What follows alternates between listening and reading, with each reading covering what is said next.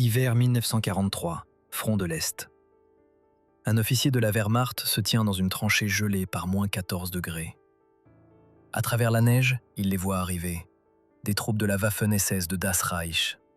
Bottes neuves, uniformes d'hiver frais, chars Tiger, ses propres hommes portant des manteaux de la dernière guerre, opérant des Panzer III de 1937, rationnant les munitions. Il marmonne à son sergent. Ils se battent dur, mais ils brûlent des hommes comme nous brûlons du carburant. Son sergent ne lève pas les yeux. Au moins, quand il meurt de froid, il porte de bonnes bottes. En 1945, cette rivalité contribuera à faire perdre la guerre à l'Allemagne. Deux armées, même ennemies, se battant l'une contre l'autre pour le contrôle. Voilà pourquoi la Wehrmacht haïssait la Waffen-SS. Faites une prédiction maintenant. Même bataille, même ennemi. Qui était le plus efficace ? Retenez votre réponse. Les données vont vous surprendre. Si vous voulez une histoire qui va plus loin que les batailles et les généraux, abonnez-vous. Chaque documentaire vous dit la même chose. La Waffen-SS était l'élite de l'Allemagne, la mieux entraînée, la plus dangereuse, des fanatiques inarrêtables. La moitié de cela est vrai. L'autre moitié, un mensonge cachant un gaspillage catastrophique. L'historien militaire Trevor Dupuis a passé 40 ans à analyser les données de combat. Il a construit des modèles statistiques comparant les forces allemandes aux troupes alliées à travers des centaines d'engagements. Mais Dupuis n'a étudié que les formations d'élite, des vétérans avec des années d'expérience. En 1944, la Waffen-SS comptait 38 divisions. Seules 8 étaient véritablement d'élite. Les 30 autres, des conscrits étrangers, des volontaires mal entraînés, des unités qui s'effondraient sous la pression. Certaines divisions SS de fin de guerre performaient moins bien que l'infanterie moyenne de la Wehrmacht. Les historiens estiment leur efficacité à 80 à 90% de celle des troupes alliées, en dessous de l'armée régulière. Quand les gens disent que la SS était d'élite, ils pensent à Das Reich déferlant sur la France. Pas à la 23e division SS, Kama. Pas à la 33e division Charlemagne. Pas aux dizaines d'unités étrangères qui se sont désintégrées lors de leur première vraie bataille. Faites la moyenne de tout. La Waffen-SS était à peu près égale à la Wehrmacht. Certaines divisions exceptionnelles, la plupart médiocres ou pires. Mais même les formations SS d'élite ont obtenu leur succès avec des taux de perte 40 à 70% plus élevés que les unités comparables de la Wehrmacht. Chiffres exacts contestés, car les archives allemandes se sont détériorées à l'approche de la défaite. L'approche SS était coûteuse. En 1943, l'Allemagne ne pouvait plus se permettre le coûteux. Alors si la SS n'était pas réellement supérieure, pourquoi les officiers de la Wehrmacht les méprisaient-ils ? Favoritisme en équipement et tactique suicidaire. La situation de l'équipement est là où la haine a commencé. Août 1942, les premiers chars Tiger sortent des chaînes de production allemandes. Canons de 88 mm, blindage qui repousse tout ce que les Alliés lui lancent. Les divisions Panzer de la Wehrmacht saignaient depuis 1939. Elles ne les ont pas reçues. La Waffen-SS, si.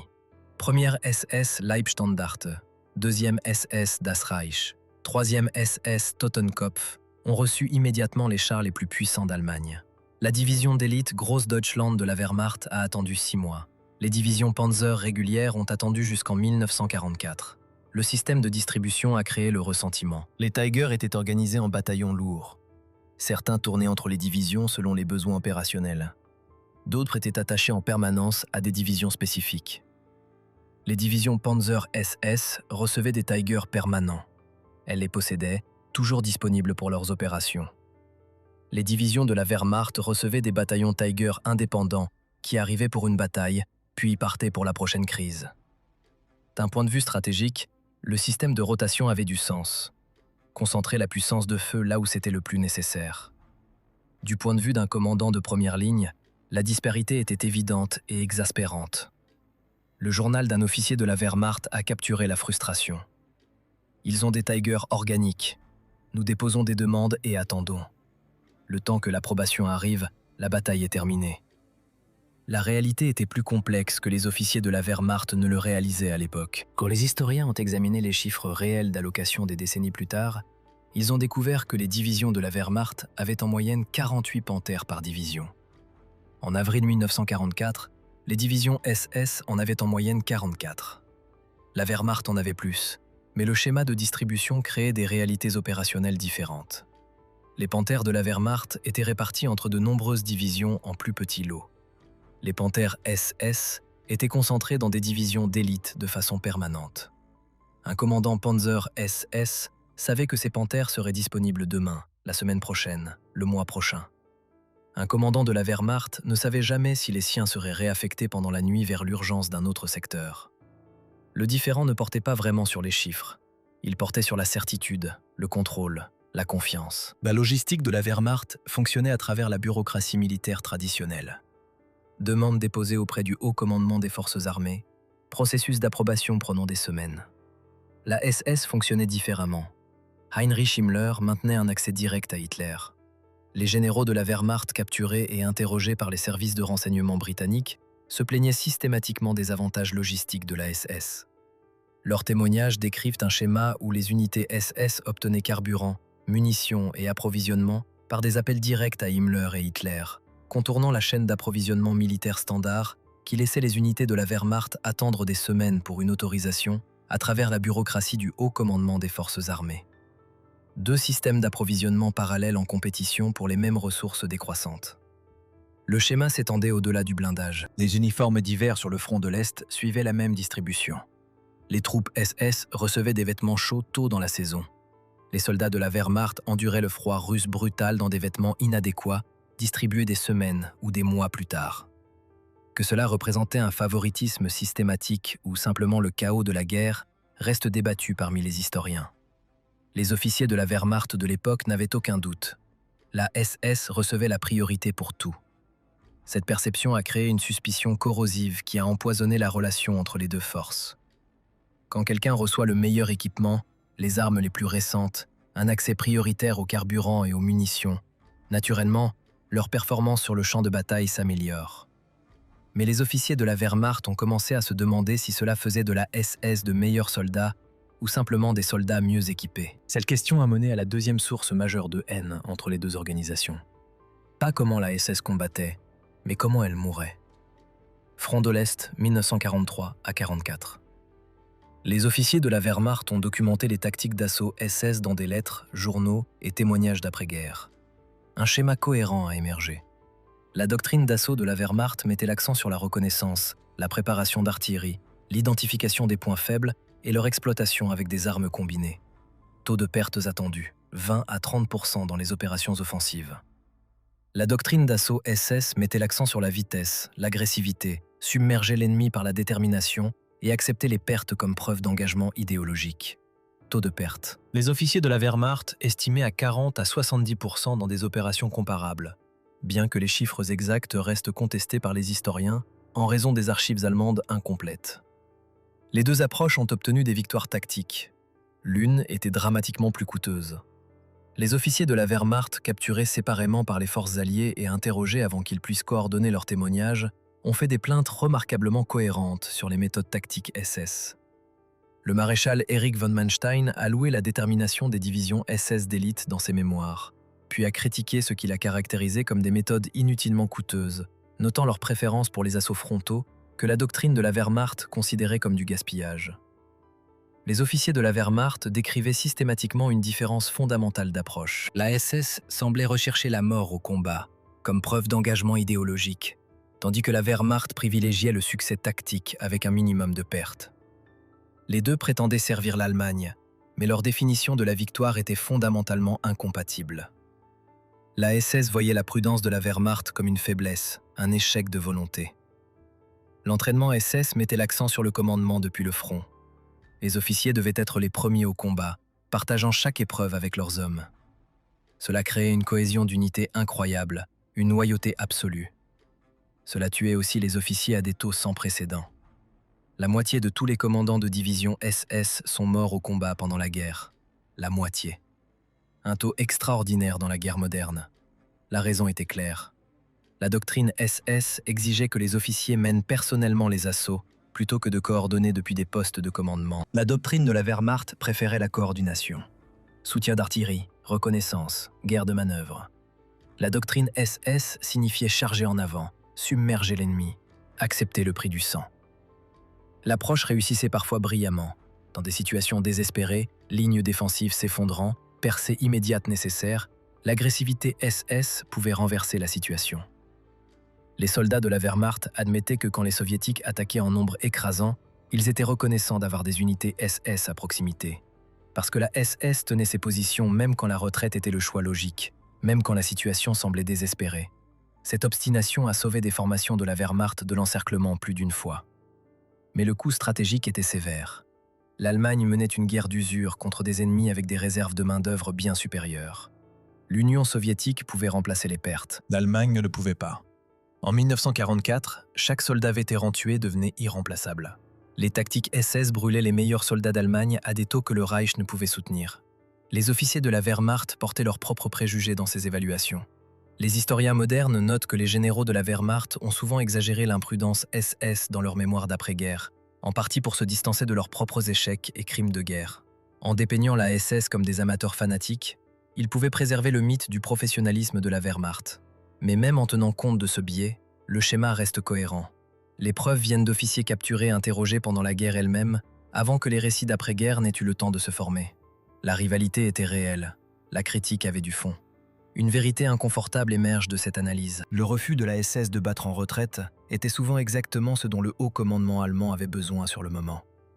Dans des situations défensives s'effondrant, une division SS qui ne céderait pas pouvait gagner un temps précieux pour que les unités de la Wehrmacht se regroupent et se réorganisent. La SS fonctionnait comme la brigade de pompiers d'Hitler, précipitée vers les points de crise précisément parce qu'elle ne battrait pas en retraite, même face à des chances écrasantes. Était-ce stratégiquement du gaspillage? Oui. Était-ce parfois tactiquement nécessaire?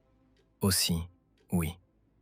Les officiers de la Wehrmacht détestaient compter sur la détermination SS pour tenir des positions critiques.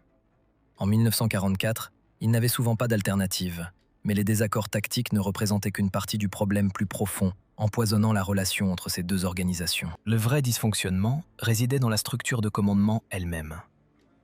Deux structures de commandement parallèles se battant l'une contre l'autre pour le contrôle, même alors qu'elles menaient supposément la même guerre.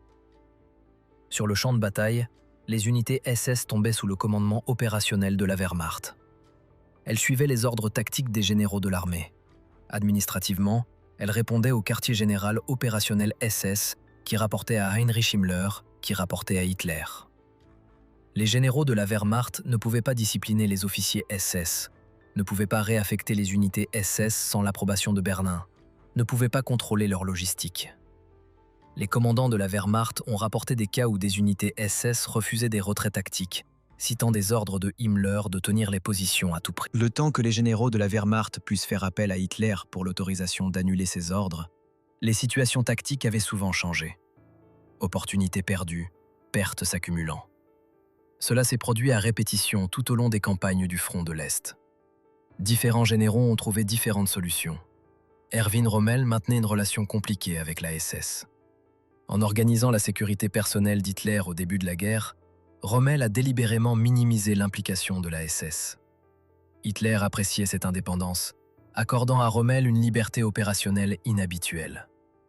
Du personnel de la Waffen-SS a bien servi sous Rommel en Afrique du Nord, mais sa préférence pour le contrôle militaire professionnel sur l'influence politique est restée claire tout au long de sa carrière.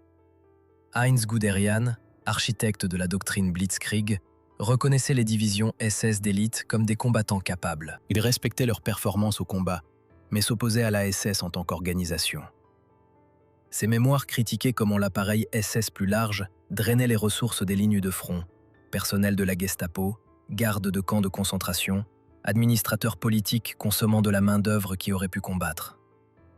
Alors que la Waffen-SS alignait des divisions de combat, l'organisation SS plus large employait des centaines de milliers dans la sécurité de l'arrière et les fonctions administratives.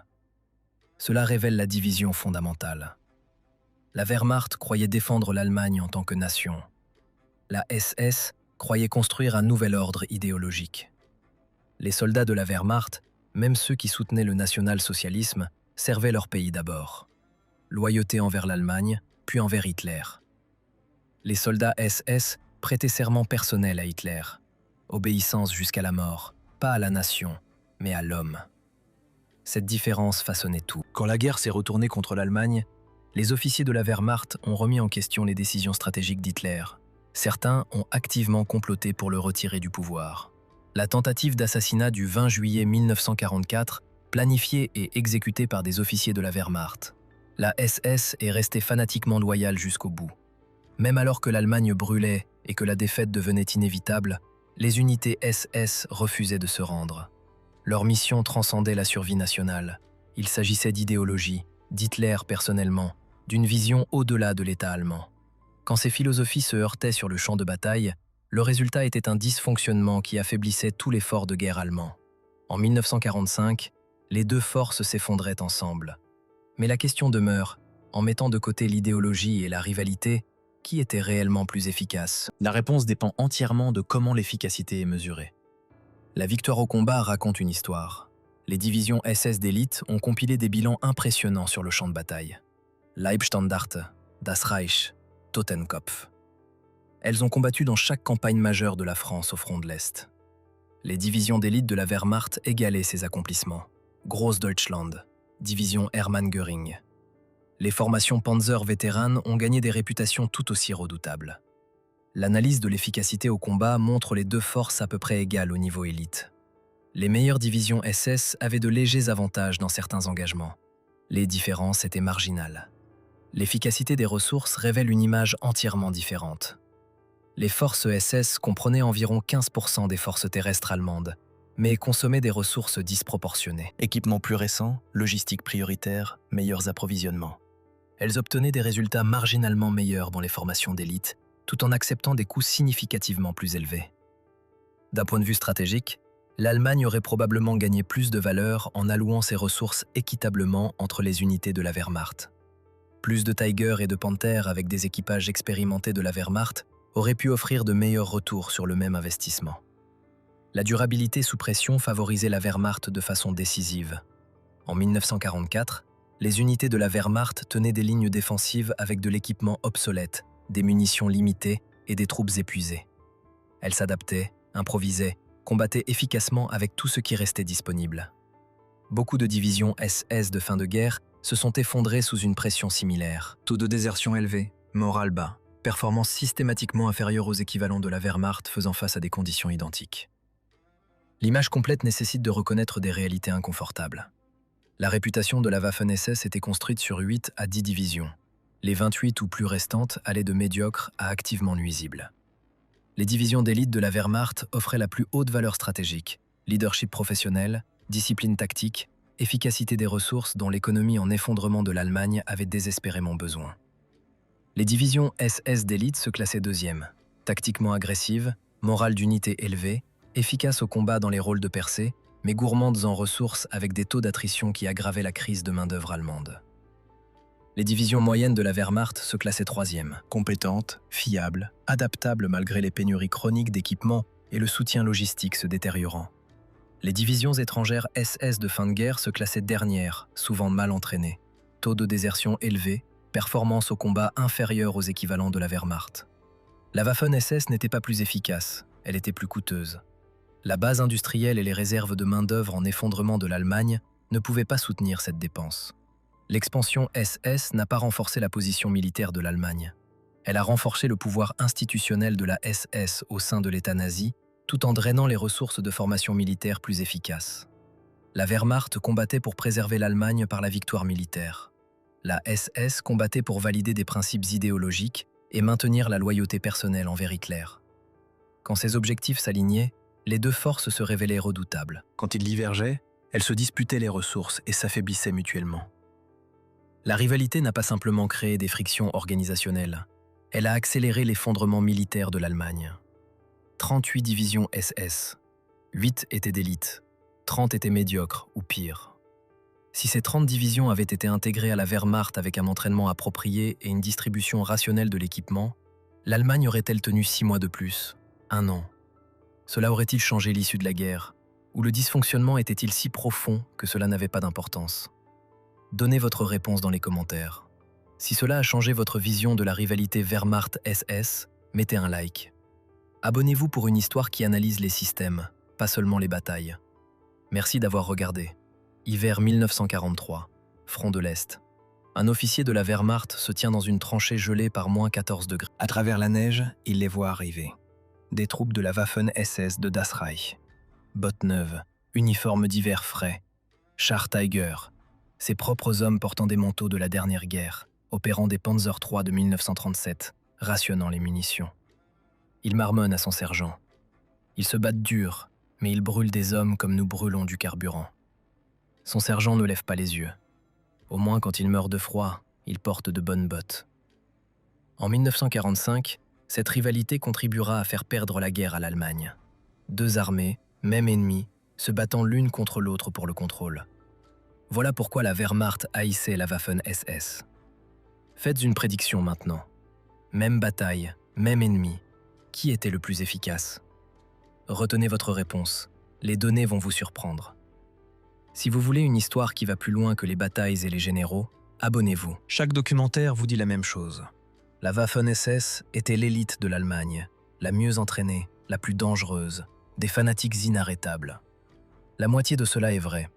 L'autre moitié, un mensonge cachant un gaspillage catastrophique. L'historien militaire Trevor Dupuis a passé 40 ans à analyser les données de combat. Il a construit des modèles statistiques comparant les forces allemandes aux troupes alliées à travers des centaines d'engagements. Mais Dupuis n'a étudié que les formations d'élite, des vétérans avec des années d'expérience. En 1944, la Waffen-SS comptait 38 divisions.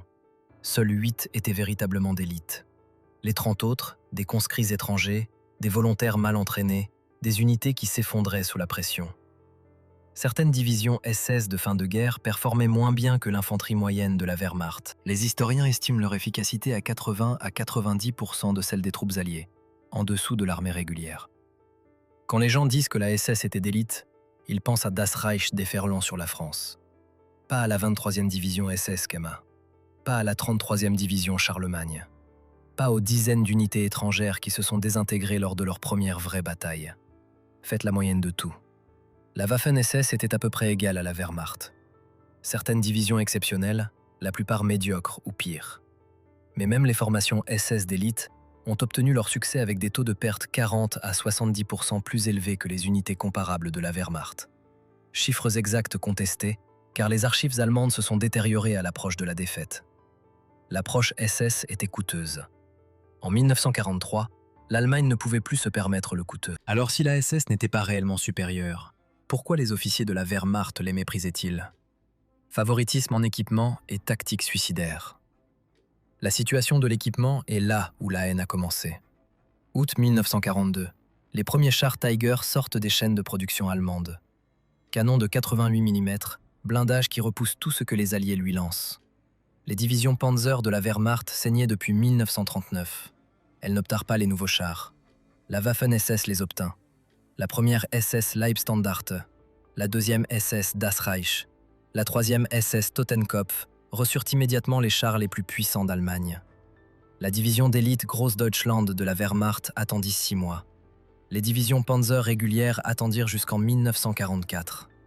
Le système de distribution créa le ressentiment. Les Tiger étaient organisés en bataillons lourds. Certains effectuaient des rotations entre les divisions selon les besoins opérationnels. D'autres étaient attachés en permanence à des divisions spécifiques. Les divisions Panzer SS reçurent des Tiger permanents. Elles les possédaient, toujours disponibles pour leurs opérations. Les divisions de la Wehrmacht recevaient des bataillons de Tiger indépendants qui arrivaient pour une bataille, puis repartaient vers la prochaine crise. D'un point de vue stratégique, le système de rotation avait du sens. Concentrer la puissance de feu là où elle était le plus nécessaire. Du point de vue d'un commandant de première ligne, la disparité était évidente et exaspérante. Le journal d'un officier de la Wehrmacht captura cette frustration. Ils ont des Tiger organiques. Nous déposons des demandes et attendons. Le temps que l'approbation arrive, la bataille est terminée. La réalité était plus complexe que les officiers de la Wehrmacht ne le réalisaient à l'époque. Quand les historiens examinèrent les chiffres réels d'allocation des décennies plus tard, ils découvrirent que les divisions de la Wehrmacht comptaient en moyenne 48 Panthers par division. En avril 1944, les divisions SS en comptaient en moyenne 44. La Wehrmacht en avait plus, mais le schéma de distribution créait des réalités opérationnelles différentes. Les Panthers de la Wehrmacht étaient répartis entre de nombreuses divisions en plus petits lots. Les Panthers SS étaient concentrés dans des divisions d'élite de façon permanente. Un commandant Panzer SS savait que ces Panthers seraient disponibles demain, la semaine prochaine, le mois prochain. Un commandant de la Wehrmacht ne savait jamais si les siens seraient réaffectés du jour au lendemain vers l'urgence d'un autre secteur. Le différend ne portait pas vraiment sur les chiffres. Il portait sur la certitude, le contrôle, la confiance. La logistique de la Wehrmacht fonctionnait à travers la bureaucratie militaire traditionnelle. Les demandes étaient déposées auprès du haut commandement des forces armées. Les processus d'approbation prenaient des semaines. La SS fonctionnait différemment. Heinrich Himmler maintenait un accès direct à Hitler. Les généraux de la Wehrmacht, capturés et interrogés par les services de renseignement britanniques, se plaignaient systématiquement des avantages logistiques de la SS. Leurs témoignages décrivent un schéma où les unités SS obtenaient carburant, munitions et approvisionnement par des appels directs à Himmler et Hitler, contournant la chaîne d'approvisionnement militaire standard qui laissait les unités de la Wehrmacht attendre des semaines pour une autorisation à travers la bureaucratie du haut commandement des forces armées. Deux systèmes d'approvisionnement parallèles en compétition pour les mêmes ressources déclinantes. Le schéma s'étendait au-delà du blindage. Les uniformes d'hiver sur le front de l'Est suivaient la même distribution. Les troupes SS recevaient des vêtements chauds tôt dans la saison. Les soldats de la Wehrmacht enduraient le froid russe brutal dans des vêtements inadéquats, distribués des semaines ou des mois plus tard. Que cela représentât un favoritisme systématique ou simplement le chaos de la guerre reste débattu parmi les historiens. Les officiers de la Wehrmacht à l'époque n'avaient aucun doute. La SS recevait la priorité pour tout. Cette perception créa une suspicion corrosive qui empoisonna la relation entre les deux forces.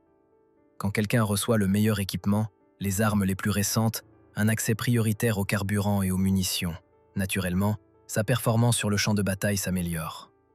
Mais les officiers de la Wehrmacht commencèrent à se demander si cela faisait de la SS de meilleurs soldats ou simplement des soldats mieux équipés. Cette question mena à la deuxième source majeure de haine entre les deux organisations. Non pas comment la SS combattait, mais comment elle mourait. Front de l'Est, 1943 à 1944. Les officiers de la Wehrmacht documentèrent les tactiques d'assaut de la SS dans des lettres, journaux et témoignages d'après-guerre. Un schéma cohérent émergea. La doctrine d'assaut de la Wehrmacht mettait l'accent sur la reconnaissance, la préparation d'artillerie, l'identification des points faibles et leur exploitation avec des armes combinées. Taux de pertes attendus de 20 à 30% dans les opérations offensives. La doctrine d'assaut SS mettait l'accent sur la vitesse, l'agressivité, submerger l'ennemi par la détermination et accepter les pertes comme preuve d'engagement idéologique. Taux de perte. Les officiers de la Wehrmacht estimaient de 40 à 70% dans des opérations comparables, bien que les chiffres exacts restent contestés par les historiens en raison des archives allemandes incomplètes. Les deux approches obtenaient des victoires tactiques. L'une était dramatiquement plus coûteuse. Les officiers de la Wehrmacht, capturés séparément par les forces alliées et interrogés avant qu'ils puissent coordonner leurs témoignages, formulèrent des plaintes remarquablement cohérentes concernant les méthodes tactiques de la SS. Le maréchal Erich von Manstein loua la détermination des divisions d'élite SS dans ses mémoires, puis critiqua ce qu'il caractérisa comme des méthodes inutilement coûteuses, notant leur préférence pour les assauts frontaux que la doctrine de la Wehrmacht considérait comme du gaspillage. Les officiers de la Wehrmacht décrivaient systématiquement une différence fondamentale d'approche. La SS semblait rechercher la mort au combat, comme preuve d'engagement idéologique, tandis que la Wehrmacht privilégiait le succès tactique avec un minimum de pertes. Les deux prétendaient servir l'Allemagne, mais leur définition de la victoire était fondamentalement incompatible. La SS voyait la prudence de la Wehrmacht comme une faiblesse, un manque de volonté. L'entraînement SS mettait l'accent sur le commandement depuis le front. Les officiers devaient être les premiers au combat, partageant chaque épreuve avec leurs hommes. Cela créait une cohésion d'unité incroyable, une loyauté absolue. Cela tuait aussi les officiers à des taux sans précédent. La moitié de tous les commandants de division SS moururent au combat pendant la guerre. La moitié. Un taux extraordinaire dans la guerre moderne. La raison était claire. La doctrine SS exigeait que les officiers mènent personnellement les assauts plutôt que de coordonner depuis des postes de commandement. La doctrine de la Wehrmacht préférait la coordination. Soutien d'artillerie, reconnaissance, guerre de manœuvre. La doctrine SS signifiait charger en avant, submerger l'ennemi, accepter le prix du sang. L'approche réussissait parfois brillamment. Dans les situations désespérées, les lignes défensives s'effondrant, des percées immédiates nécessaires. L'agressivité SS pouvait renverser la situation. Les soldats de la Wehrmacht admettaient que quand les soviétiques attaquaient en nombre écrasant, ils étaient reconnaissants d'avoir des unités SS à proximité. Parce que la SS tenait ses positions même quand la retraite était le choix logique, même quand la situation semblait désespérée. Cette obstination sauva des formations de la Wehrmacht de l'encerclement plus d'une fois. mais le coût stratégique était sévère. L'Allemagne menait une guerre d'usure contre des ennemis avec des réserves de main-d'œuvre bien supérieures. L'Union soviétique pouvait remplacer ces pertes. L'Allemagne ne le pouvait pas. En 1944, chaque soldat vétéran tué devenait irremplaçable. Les tactiques SS consumaient les meilleures troupes d'Allemagne à des taux que le Reich ne pouvait soutenir. Les officiers de la Wehrmacht portaient leurs propres préjugés dans ces évaluations. Les historiens modernes notent que les généraux de la Wehrmacht exagéraient souvent l'imprudence de la SS dans leur mémoire d'après-guerre, en partie pour se distancer de leurs propres échecs et crimes de guerre. En dépeignant la SS comme des amateurs fanatiques, ils pouvaient préserver le mythe du professionnalisme de la Wehrmacht. Mais même en tenant compte de ce biais, le schéma reste cohérent. Les preuves proviennent d'officiers capturés interrogés pendant la guerre elle-même, avant que les récits d'après-guerre n'aient eu le temps de se former. La rivalité était réelle. La critique avait du fond. Une vérité inconfortable émerge de cette analyse. Le refus de la SS de battre en retraite était souvent exactement ce dont le haut commandement allemand avait besoin sur le moment. Dans des situations défensives qui s'effondraient, une division SS qui ne cédait pas pouvait gagner un temps précieux pour que les unités de la Wehrmacht se regroupent et se réorganisent. La SS fonctionnait comme la brigade de pompiers d'Hitler, précipitée vers les points de crise précisément parce qu'elle ne battrait pas en retraite, même face à des chances écrasantes. Était-ce stratégiquement du gaspillage? Oui. Était-ce parfois tactiquement nécessaire? Également oui. Les officiers de la Wehrmacht détestaient dépendre de la détermination de la SS pour tenir des positions critiques. En 1944, ils n'avaient fréquemment pas d'alternative, mais les désaccords tactiques ne représentaient qu'une partie du problème plus profond, empoisonnant la relation entre ces deux organisations. Le vrai dysfonctionnement résidait dans la structure de commandement elle-même. Deux structures de commandement parallèles se combattant pour le contrôle, alors même qu'elles menaient supposément la même guerre. Sur le champ de bataille, les unités SS tombaient sous le commandement opérationnel de la Wehrmacht. Elles suivaient les ordres tactiques des généraux de l'armée. Administrativement, elles répondaient au quartier général opérationnel SS qui rapportait à Heinrich Himmler, qui rapportait à Hitler. Les généraux de la Wehrmacht ne pouvaient pas discipliner les officiers SS, ne pouvaient pas réaffecter les unités SS sans l'approbation de Berlin, ne pouvaient pas contrôler leur logistique. Les commandants de la Wehrmacht rapportèrent des cas où des unités SS refusèrent des retraits tactiques, citant des ordres de Himmler de tenir les positions à tout prix. Le temps que les généraux de la Wehrmacht puissent faire appel à Hitler pour l'autorisation d'annuler ces ordres, les situations tactiques avaient souvent changé. Opportunités perdues, pertes s'accumulant. Cela se produisit à répétition, tout au long des campagnes du front de l'Est. Différents généraux trouvèrent différentes solutions. Erwin Rommel maintint une relation compliquée avec la SS. En organisant la sécurité personnelle d'Hitler au début de la guerre, Rommel minimisa délibérément l'implication de la SS. Hitler apprécia cette indépendance, accordant à Rommel une liberté opérationnelle inhabituelle. Du personnel de la Waffen-SS servit sous Rommel en Afrique du Nord, mais sa préférence pour le contrôle militaire professionnel sur l'influence politique resta claire tout au long de sa carrière. Heinz Guderian, architecte de la doctrine Blitzkrieg, reconnut les divisions d'élite SS comme des combattants capables. Il respectait leur performance au combat, mais s'opposait à la SS en tant qu'organisation. Ses mémoires critiquaient comment l'appareil SS plus large drainait les ressources des lignes de front, le personnel de la Gestapo, les gardes des camps de concentration, les administrateurs politiques consommant de la main-d'œuvre qui aurait pu combattre. Tandis que la Waffen-SS alignait des divisions de combat, l'organisation SS plus large employait des centaines de milliers de personnes dans la sécurité de l'arrière et les fonctions administratives. Cela révèle la division fondamentale. La Wehrmacht croyait défendre l'Allemagne en tant que nation. La SS croyait construire un nouvel ordre idéologique. Les soldats de la Wehrmacht, même ceux qui soutenaient le national-socialisme, servaient leur pays d'abord. Loyauté envers l'Allemagne, puis envers Hitler. Les soldats SS prêtaient serment personnel à Hitler. Obéissance jusqu'à la mort, non pas à la nation, mais à l'homme. Cette différence façonnait tout. Quand la guerre tourna contre l'Allemagne, les officiers de la Wehrmacht questionnèrent les décisions stratégiques d'Hitler. Certains complotèrent activement pour le retirer du pouvoir. La tentative d'assassinat du 20 juillet 1944, planifiée et exécutée par des officiers de la Wehrmacht. La SS resta fanatiquement loyale jusqu'au bout. Même alors que l'Allemagne brûlait et que la défaite devenait inévitable, les unités SS refusèrent de se rendre. Leur mission transcendait la survie nationale. Il s'agissait d'idéologie, d'Hitler personnellement, d'une vision au-delà de l'État allemand. Quand ces philosophies entrèrent en collision sur le champ de bataille, le résultat fut un dysfonctionnement qui affaiblit tout l'effort de guerre allemand. En 1945, les deux forces s'effondraient ensemble. Mais la question demeure, en mettant de côté l'idéologie et la rivalité, qui était réellement plus efficace? La réponse dépend entièrement de la façon dont l'efficacité est mesurée. La victoire au combat raconte une histoire. Les divisions d'élite SS compilèrent des bilans impressionnants sur le champ de bataille. Leibstandarte, Das Reich, Totenkopf. Elles combattirent dans chaque campagne majeure de la France au front de l'Est. Les divisions d'élite de la Wehrmacht égalèrent ces accomplissements. Großdeutschland, la division Hermann Göring. Les formations Panzer vétéranes gagnèrent des réputations également formidables. L'analyse de l'efficacité au combat montre les deux forces à peu près égales au niveau élite.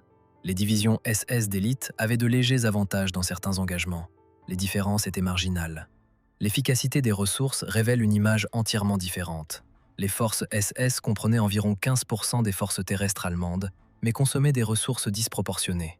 Équipements plus récents, logistique prioritaire, meilleurs approvisionnements. Elles obtenaient des résultats marginalement meilleurs dans les formations d'élite, tout en acceptant des coûts significativement plus élevés. D'un point de vue stratégique, l'Allemagne aurait probablement gagné plus de valeur en allouant ses ressources uniformément aux unités de la Wehrmacht. Plus de Tiger et de Panthers avec des équipages expérimentés de la Wehrmacht auraient pu offrir de meilleurs retours sur le même investissement. La durabilité sous pression favorisait la Wehrmacht de façon décisive. En 1944, les unités de la Wehrmacht tenaient des lignes défensives avec un équipement obsolète, des munitions limitées et des troupes épuisées. Elles s'adaptaient, improvisaient, combattaient efficacement avec tout ce qui restait disponible. De nombreuses divisions SS de fin de guerre s'effondrèrent sous une pression similaire. Taux de désertion élevé, morale bas, performance constamment inférieure aux équivalents de la Wehrmacht, faisant face à des conditions identiques. Le tableau complet nécessite de reconnaître des réalités inconfortables. La réputation de la Waffen-SS était construite sur 8 à 10 divisions. Les 28 ou plus restantes allaient de médiocres à activement nuisibles. Les divisions d'élite de la Wehrmacht offraient la plus haute valeur stratégique, leadership professionnel, discipline tactique, efficacité des ressources dont l'économie allemande en effondrement avait désespérément besoin. Les divisions d'élite SS se classaient deuxième. Tactiquement agressives, morale d'unité élevée, efficaces au combat dans les rôles de percée, mais intensives en ressources avec des taux d'attrition qui aggravaient la crise de main-d'œuvre allemande. Les divisions moyennes de la Wehrmacht se classaient troisième. Compétentes, fiables, adaptables malgré les pénuries chroniques d'équipements et le soutien logistique en détérioration. Les divisions étrangères SS de fin de guerre se classaient dernières, souvent mal entraînées. Taux de désertion élevé, performance au combat inférieure aux équivalents de la Wehrmacht. La Waffen-SS n'était pas plus efficace, elle était plus coûteuse. La base industrielle et les réserves de main-d'œuvre en effondrement de l'Allemagne ne pouvaient pas soutenir cette dépense. L'expansion de la SS ne renforça pas la position militaire de l'Allemagne. Elle renforça le pouvoir institutionnel de la SS au sein de l'État nazi, tout en drainant les ressources des formations militaires plus efficaces.